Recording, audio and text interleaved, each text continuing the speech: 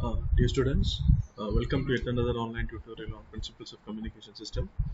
So this is Anup, course instructor of PCS for 5th semester B section. Right. So in today's session, a recorded session, which will be like relatively short video, we will be discussing the details of coherent detection. Right. So before that, so far we have discussed about standard AM, its time domain expression. We have even obtained the spectrum of standard AM. We have seen how to generate standard AM using switching modulator, and how to demodulate a standard AM signal using a envelope detector. After that, we have seen the virtues and limitations of standard AM, and further we move towards double sideband suppressed carrier modulation. So even there we have seen the time domain expression and spectrum of DSBSC, and we have seen the generation of DSBSC signal using a ring modulator, which involved two transformers and four diodes, right? So one audio frequency transformer, one RF transformer, and four diodes. So I have received quite a lot of questions regarding how carrier is getting suppressed in the ring modulator. So maybe in next live session, right, as I have received many queries, right, so in next live session I will be in detail explaining the working of ring modulator once again, right? So in this session we will see one of the theoretical or ideal methods of demodulating DSBSC signal, right? So that is coherent detection, right? So coherent detection as such, it is a mathematical model of a detector, right? So practically, to practically implement coherent detector, we have different variants of coherent detector, namely Costa's receiver, right? All those stuffs. So we'll study that later. So in this video, we'll just try and see what mathematically is a coherent detection, right? And so yeah so if you see a coherent detector, we, as in last video itself I've just introduced you to coherent detector. The coherent detector, it looks like this, right? So if you remember the expression, time domain expression for DSBSC, time domain expression for DSBSC, S of t was m of t times c of t, right? That is AC times m of t times cos 2 pi fct, or AC cos 2 pi fct times m of t. So this is what is being transmitted, right? So at the receiving end, somehow we have to get back this m of t, right? If not m of t as such, a scale version of m of t at the receiver end we have to get back, right? For that, right, one of the like the mathematically this is what we can do, right? One of the simplest and easiest method, but of course, right, if you compare it with envelope detector, which had only one say diode and a resistor, right? Diode, the resistor and a capacitor, right? Complexity of this is slightly more. It is because of the fact that we are achieving some improved power efficiency by suppressing the carrier. So if we suppress the carrier, as I told, there will be phase reversal. So to recover the message signal, we will have to increase the complexity of the receiver. So this compared to a standard AM detector, this coherent detection is slightly more complicated. So we'll see what actually is this, how it works. So why do we need this coherent detector?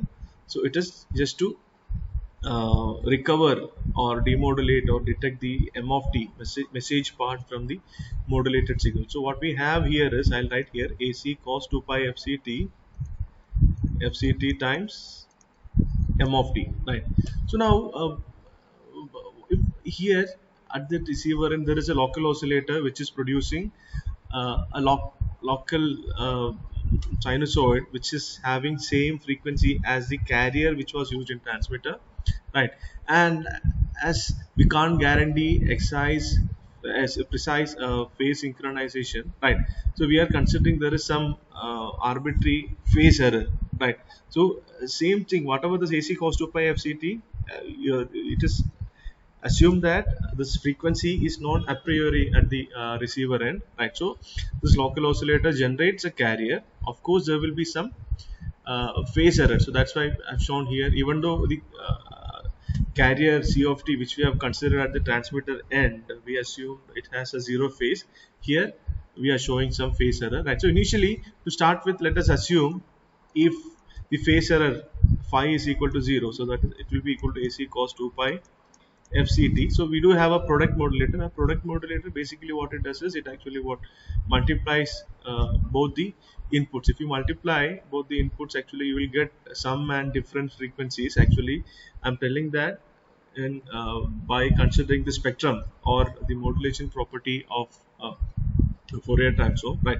So maybe regarding that we'll discuss later, right? So now what you have to keep in mind is we will get sum and difference frequency, or else a high frequency signal and a low pass signal, or a band pass signal and a low pass signal we'll get, or high frequency and low frequency signal we'll get, right? So if we pass this through a low pass filter, right, mostly we'll get m of t back. That's what. So let's just see how it happens. So now we'll just multiply s of t with AC cos 2 pi fct. For instance, I will assume, right, the local oscillator produces the AC cos 2 pi fct as such. So let us see what happens. So v of t, right, it will be equal to s of t into AC cos 2 pi fct, right? So this in turn will be s of t is AC cos 2 pi fct times m of t. So AC cos 2 pi fct times AC cos 2 pi fct, we'll have actually what, AC square. So say it need not be AC square. If I'm considering it as AC dash, it will be AC into AC dash, right? So for instance, let us consider like how it can get back the message signal. Of course, the scaled version of the message signal, right? So AC square cos square 2 pi fct, AC square cos square 2 pi fct, right, times m of t. So now we know this cos square 2 pi fct, it is nothing but what, AC square into 1 plus cos 4 pi fct, right? So this is actually what into m of t. So this cos square 2 pi fct, it has two parts. One is a DC part, that is a low frequency part, and other one is a high frequency part, 4 pi fct part, right? So when you multiply cos 2 pi fct with cos 2 pi fct, I told we'll get sum and difference. So sum will be 2 times fc. So this cos 4 pi fct means its frequency is twice fc, right?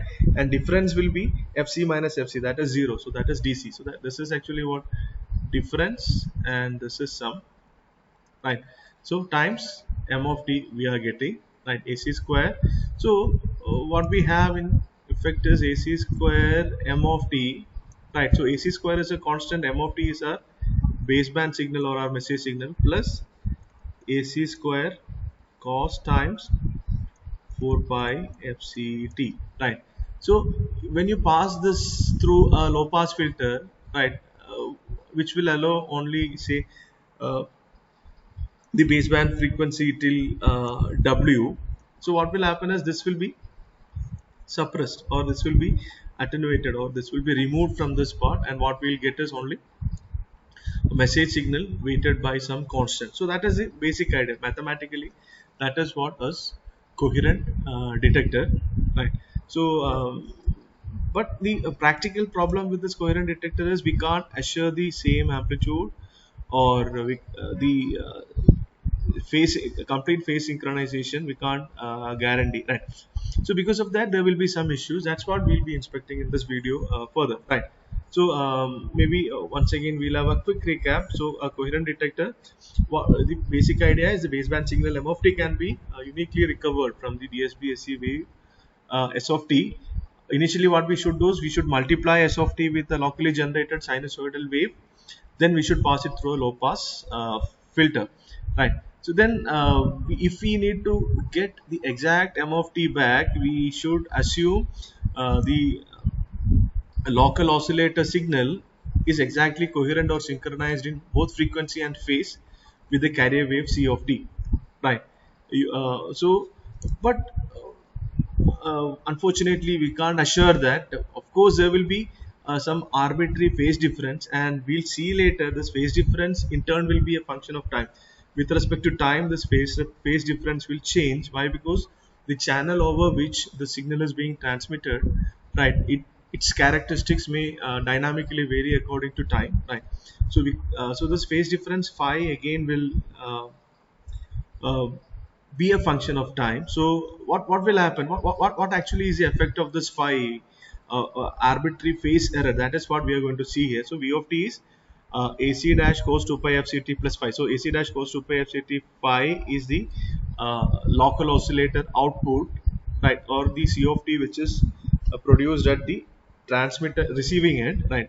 So AC dash cos 2 pi fct plus phi plus s of t into s of t, right?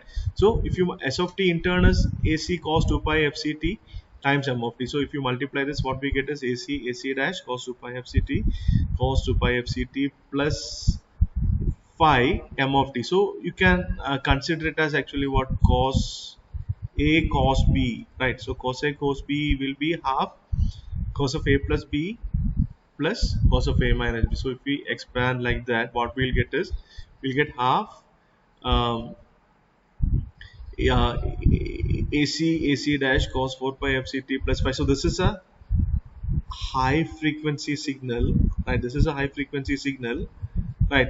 And again, if it is multiplied with m of t, the resultant again will be a high frequency signal, right? And this you can see half AC dash, it's a constant, right? And cos phi again at any given time will be a constant, right?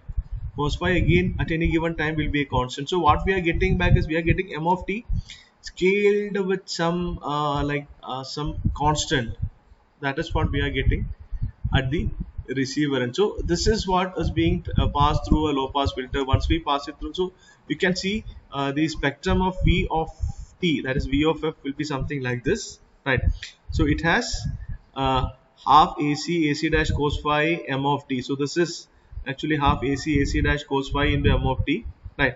Where we have assumed capital M of 0 as the magnitude of the spectrum at f is equal to 0, right? And we do have this of AC dash cos 4 pi fct. This 4 pi fct, it is actually what a cosinusoid of frequency 2 fc. So if you multiply m of t with a cosinusoid of frequency 2 fc, the spectrum of m of t or m of f will be translated to plus 2 fc and minus 2 fc. We have already seen that. So this is that is translated to plus 2 fc and translated to minus 2 fc. So the desired part, we need only the message signal back. So what we can do is we can pass this entire signal through a low pass filter. A low pass filter will have a ideal low pass filter will have a frequency response characteristics or a transfer characteristics like this.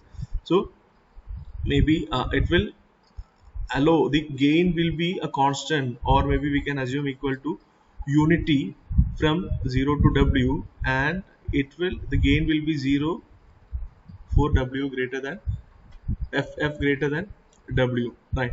So this is an ideal low pass filter. So if you pass this spectrum, or if you pass the signal through a low pass filter, what will happen is it will allow only till the frequency content w. Any frequency content which is above w will be attenuated, or it will be eliminated. So this is a coherent detection, right? And we have seen what will happen if phase error is 0. It's well and good, we'll get m of t multiplied with some weight. But if phase error is not 0, m of t will be a function of actually what cosine of phase error, right? M of t will be scaled by a cosine of this phase error. And one difficulty is this phi, it need not be constant throughout, right? Over the period of time, this phi need not be constant. Depending upon the channel characteristics, this phi will change. So it again will create some problem. You can just imagine this cos phi, right? If phi is equal to 0, this is actually what 1, and if phi is odd multiples of pi by 2, you can imagine this will become 0, right? So then we will not get, if the phase error, if this phase error is equal to pi by 2 or odd multiples of pi by 2 as such, right? The v of t, this message part of v of t, the low pass part of v of t will be equal to 0. So we will not be able to get the m of t back. So that is what we are going to discuss next as a quadrature null effect, right? So the final output is this, right? So now we'll see what is quadrature null effect, right? So we have seen the output of a coherent detector after right, it is half AC dash cos phi m of t. So there is a cos phi, even though this AC dash, all those are constant over a period of time. Phi is not a constant over a period of time, so this phi will be fluctuating and cos phi also will be fluctuating. So that is what. So what happens to the modulated output when arbitrary phase difference changes? So that's what, right? So we can just, we have just discussed, when phi is equal to 0, cos phi is actually what, maximum or 1, right? But so we'll get half AC dash m of t. But when phi is plus or minus n pi by like it's where n is actually what, an odd number, right? When phi is plus or minus n pi by 2, where n is actually what, odd number or odd multiples of pi by 2, what happens is this cos phi reduces to 0. So then what will happen is the demodulated signal will be 0. We'll get a D0 demodulated signal, right? That occurs when phi is plus or minus n pi by 2, where n is an odd number, or else we can write plus or minus 2n plus 1 times pi by 2. That would be a better way to represent, right? So odd multiples of pi by 2. So then that is actually called quadrature null effect. So yeah. So normally what happens is the phase error in the local oscillator causes a detector output to be attenuated by a factor which is equal to cos phi, right? So as long as the phase error is constant, the detector output provides an undistorted version of the original baseband signal m of t, right? That's what we have to keep in mind. If thus that phase error, if phi is constant, right? If phi is constant, so we can count it along with actually what this AC and AC dash. So we will, if you are multiplying m of t with a constant, it will either be attenuated slightly or it will be amplified slightly, right? But the shape of the signal will remain undistorted, right? But the problem arises, right, when the phase error varies randomly with respect to time, right, because of the channel characteristics, right? So then we should provide actually what provision in this is the theoretic. I told coherent detector, it is a mathematical model, right? It assumes the phase error is a constant, but in practice the phase error is not a constant. So as phase error is varying randomly with respect to time, we should provide provision to what, maintain a phase synchronism, right, in both frequency and phase. The C of t and local generated signal should be synchronized, right? So it in turn actually what increases the system complexity, right? And that is the price which we are paying for suppressing the carrier, right, carrier wave, right? So if carrier wave was not there, you can just think of envelope detector. It was as simple as a combination of a diode, right, a capacitor and a resistor, right? Now we will have to involve some actually what phase lock loop, which in turn is actually what a complicated circuitry, right? So but the gain is, we have improved the power efficiency, right? Or we have actually what, we have more, like we are reducing the total power transmitted, or we are reducing the wastage of power which we had in as which we had actually what in by transmitting the carrier. So we have suppressed that. So but the complexity increases. So with this I think I'll close today's session, right? So in next live session, right, we'll continue further with CoStar's receiver, and of course we will I'll address some of the doubts which you have already asked, right? Why these transformers are used, why can't we use anything else, right? How carrier is suppressed, all those questions were asked on ring modulator. I'll address that, and after that we'll move on to CoStar's receiver. So thank you so much.